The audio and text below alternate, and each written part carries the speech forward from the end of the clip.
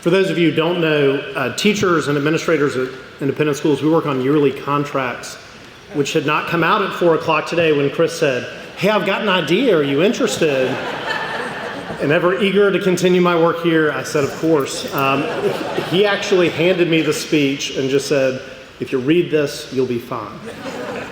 So, thank you, Chris. As Chris mentioned, I'm Alexis Bogo, and I was a member of the class of 1989.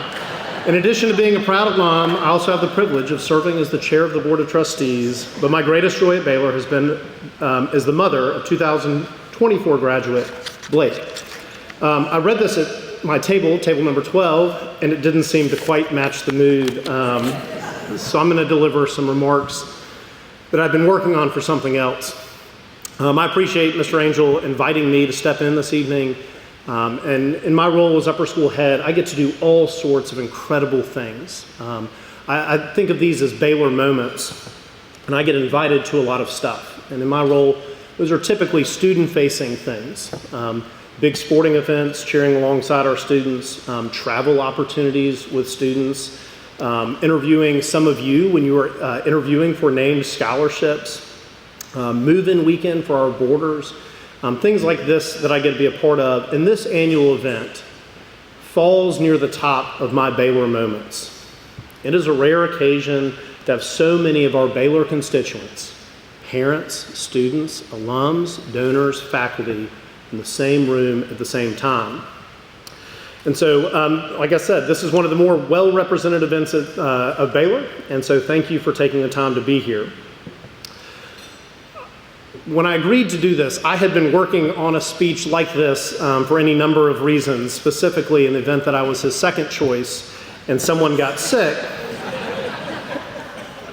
But I am going to read a little bit more than I would if I had had more than 90 minutes to work on this. Many years ago, I had a mentor pass along a book that I brought with me, Reverence, Renewing a Forgotten Virtue. And at first, I was a bit offended. Is the lack of reverence my weakness? Do I need to be more reverent? As a 20-something-year-old teacher, is my immaturity that apparent? Is this some sort of bizarre religious altar call to correct my ways? And setting those presumptions aside, I dove into this book, and it has changed the way that I perceive any number of things, but largely my role as an educator, what I think is my life's calling, and how I perceive Baylor. I've spent my life working with teenagers. In fact, in my professional career, since I was 22, I have never not worked at a boarding school. I'm around teenagers a lot. And if you're not, I know what you were thinking. Reverence and teenagers are not something that go together. And you might be right, but I want you to pause for a minute. If we think about reverence and work on a definition, I suspect we can get there together. Reverence is a complex subject. This is the point in most speeches where they say, Merriam's dictionary describes reverence, which is a terrible rhetorical strategy, so I did not do that, but I'm not sure it would have helped us anyway. I've got 3 young children, 9, 7, and 5. And if you remember back to being a young parent, it is hard to get them to understand some things. And often a definition doesn't do so well. If you think about courage, pointing to a courageous act is far more valuable than just giving the definition of courage. And so perhaps the same approach will help us tonight. If our world religions teacher and dean of faculty, William Montgomery, were here, he would tell you that generally all world religions carry a reverence for life, a precious gift, a great purpose, a higher power. Or if Reverend Farr were to come up, I suspect he could eloquently talk about reverence found in religious ceremony and practice across the Christian tradition. My grandmother, still living, is 94 years old. And at Mass each week, she bows her head and makes the sign of the cross on her chest, an act of religious reverence. That's a lot of religion for a speech like this. And I'm not sure we're quite there. Teaching teenagers, one thing I've learned that is if you actually focus on the opposite of what you're trying to define, perhaps that will give them a glimpse into our focus. The ancient Greeks thought of excessive pride was the height of irreverence. We call this hubris.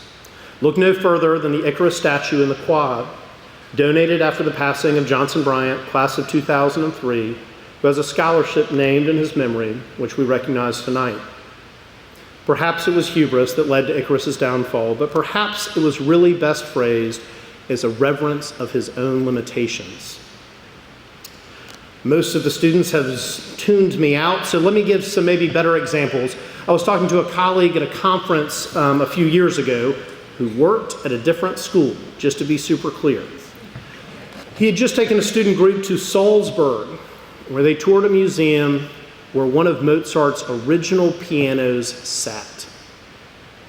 And he watched a student climb over the ropes, sit down, and play chopsticks.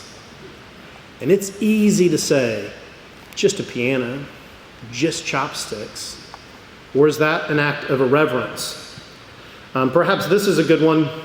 A youth director at a local church, not mine, was talking about the troubles of having parents involved with programming. At the end of a camp week, they had invited parents to come to their final Vesper service. They had an outdoor altar laid out with candles, and the youth minister watched as a parent put a cigarette in his mouth, leaned over to the candle, and lit his cigarette. Just a cigarette, just a candle, just a light. So what does this mean? How does this mean anything to do with Baylor? In my study of this book, the author begins by saying, reverence begins in a deep understanding of human limitation. From this grows capacity to be in awe of whatever we believe lies outside our control. God, truth, justice, nature, and even death. At no point in Baylor's robust 131-year history have we relied on the efforts, generosity, intellect, or talents of one person. A night like this is a perfect example. We can collectively all sit here tonight and be in awe of the gift that Baylor has been to all of us. Maybe this is the moment we hold on to. Is this just a room? Is this just a gym? Just a dinner? I would argue not. Perhaps we take it one step further. Maybe the reverence doesn't belong just in this moment we're in, or to religion, or to ceremony, but maybe reverence belongs to community. Wherever people try to act together, they hedge themselves around with some form of ceremony, and the observance of this is an act of reverence. Tonight we gather as a community in all the generosity of so many that allows Baylor to move forward. We celebrate the collective efforts of our students. We express appreciation for the trust that their parents put in them and in us. And we thank our generous donors. It's easy on a night like this to pause and reverently consider the Baylor experience, to celebrate the community. Longtime faculty member and close friend of mine, Jim Stover, before he retired, gave a speech, and he challenged students and faculty to, quote, walk the hill and watch the river. This was a call for reverence in our daily movements around campus, for a sense of ceremony, for a reminder of the human limitation and the power of nature and God, and a recognition that those limitations are what makes Baylor such a powerful place, a place that does incredible things through the sum of our parts. After all, this is not just a school. This is not just a place to learn. If we think about it like this, perhaps the striving towards magnanimitas, not just the word itself, but the pursuit of it, the pursuit of greatness of spirit, is an act of reverence. Perhaps the commitment of our students to abide by an honor code and live an honorable life, even after they depart Baylor, that is an act of reverence. The generosity of so many in this room, that is an act of reverence. Those who pour into our community with their time, their gifts, and their dollars, that's an act of reverence. And perhaps even, for the students in the room, the simple act of tucking in your shirt is an act of reverence, a sign that we are part of a bigger place, that our single actions have limitations, but collectively we're working to live out the school's mission to make a positive difference in the world. Thank you.